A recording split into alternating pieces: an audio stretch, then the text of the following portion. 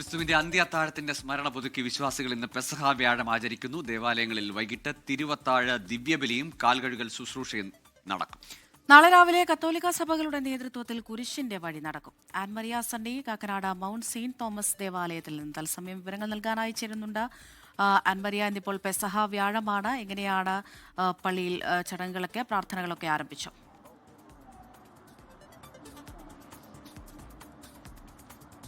അവരുടെ അല്പസമയത്തിനുള്ളിൽ പള്ളികളിലെ പ്രാർത്ഥനാ ചടങ്ങുകൾ നടക്കും. ഞാനിപ്പോൾ നിൽക്കുന്നത് കാക്കനാട് മൗണ്ട് സെന്റ് തോമസിലാണ്. ഇവിടെ സിറോ മലബാർ സഭ അധ്യക്ഷനായിട്ടുള്ള മാർ റാഫേൽ തട്ടിൽ പിതാവിൻ്റെ നേതൃത്വത്തിലാണ് ഇവിടെ കാക്കനാട് മൗണ്ട് സെന്റ് തോമസിൽ വെച്ച് പെസഹ വ്യാഴാഴ്ചയുമായി ബന്ധപ്പെട്ട തിരുക്കർമ്മങ്ങൾ നടക്കുന്നത്. നമുക്ക് ഈ ദൃശ്യങ്ങളിൽ കാണാൻ വേണ്ടിയിട്ട് സാധിക്കും. അൾത്താരയ്ക്ക് മുൻപിലായിട്ടുള്ള 2 കസേരകളിലും 12 ആളുകൾ ഇരിക്കുന്നത് നമുക്ക് കാണാൻ സാധിക്കും. അത് ശിഷ്യന്മാരെ സൂചിപ്പിച്ചുകൊണ്ട് ഈശോ അന്ത്യത്താഴ വേളയിൽ ശിഷ്യന്മാരുടെ കാലുകൾ, തൻ്റെ വിനയത്തെ സൂചിപ്പിക്കുന്നതിന് വേണ്ടിയിട്ട് ശിഷ്യന്മാരുടെ പാദങ്ങൾ കഴുകിയതിൻ്റെ ആ ഒരു സ്മരണാർത്ഥം കൂടി സൂചിപ്പിക്കുന്നതിന് വേണ്ടിയിട്ട് ഈ 12 പേരുടെ പാദങ്ങളായിരിക്കും ഇന്ന് ഈ തിരുക്കർമ്മത്തിൻ്റെ മധ്യേ മാർ റാഫേൽ തട്ടിൽ പിതാവാണ് ഇതിന് കാർമ്മികത്വം നൽകുന്നത്. മാർ റാഫേൽ തട്ടിൽ പിതാവ് ഈ 12 പേരുടെയും ആയിരിക്കും കാലുകൾ കഴുകുന്നത്. അതോടൊപ്പം തന്നെ പെസഹ വ്യാഴാഴ്ചയുമായി ബന്ധപ്പെട്ട വിശുദ്ധ കുർബാനയും ഇതിനോടനുബന്ധിച്ചായിരിക്കും മറ്റു തിരുക്കർമ്മങ്ങൾ നടക്കുന്നത്. വൈകുന്നേരം വീടുകളിലായിരിക്കും പെസഹ വ്യാഴാഴ്ചയുമായി ബന്ധപ്പെട്ട അപ്പമുറിക്കൽ ശുശ്രൂഷ നടക്കുന്നത്. അതായത് ഇന്ന് രാവിലെയോടുകൂടി തന്നെ മിക്ക പള്ളികളിലും പുലർച്ചയോടുകൂടി തന്നെ ചടങ്ങുകളൊക്കെ ആരംഭിച്ചിട്ടുണ്ടായിരുന്നു. തിരുവാങ്കുളം ദേവാലയത്തിലൊക്കെ യാക്കോബായ സഭ അധ്യക്ഷന്റെ നേതൃത്വത്തിലുള്ള ചടങ്ങുകൾ പുലർച്ചെ 2 മണിയോടുകൂടി തന്നെ ആരംഭിച്ചതാണ്. അങ്ങനെ ചടങ്ങുകളെല്ലാം ഇപ്പോഴും ദേവാലയങ്ങളിൽ പുരോഗമിച്ചുകൊണ്ടിരിക്കുകയാണ്. അല്പസമയത്തിനുള്ളിൽ കാക്കനാട് മൗണ്ട് സെന്റ് തോമസിൽ വെച്ചിട്ട് മാർ റാഫേൽ തട്ടിൽ പിതാവിൻ്റെ നേതൃത്വത്തിലുള്ള തിരുക്കർമ്മങ്ങൾക്ക് തുടക്കമാകും.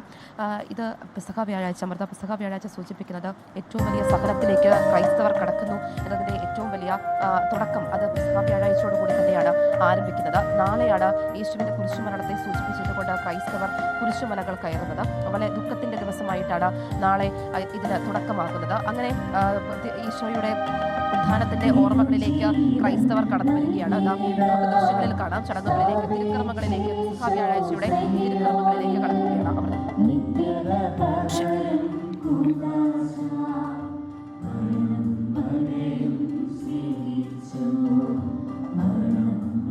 പെസഹ വ്യാഴത്തിന്റെ ശുശ്രൂഷകളാണ് പുലർച്ചെ പ്രാർത്ഥന കുർബാനകൾ നടക്കുന്നുണ്ടെങ്കിൽ വൈകുന്നേരമാണ് പ്രധാന ചടങ്ങുകൾ പള്ളികളിൽ നടക്കുക.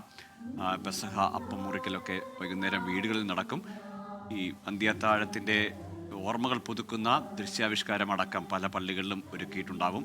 ഇന്നു മുതൽ അങ്ങോട്ട് ഇതാ Raphael Thattil mount Saint Thomas പള്ളിയിലെ പുലർച്ചെയുള്ള കുർബാനയ്ക്കായി എത്തുന്നതിൻ്റെ ദൃശ്യങ്ങളാണ് പ്രേക്ഷകർ കാണുന്നത്.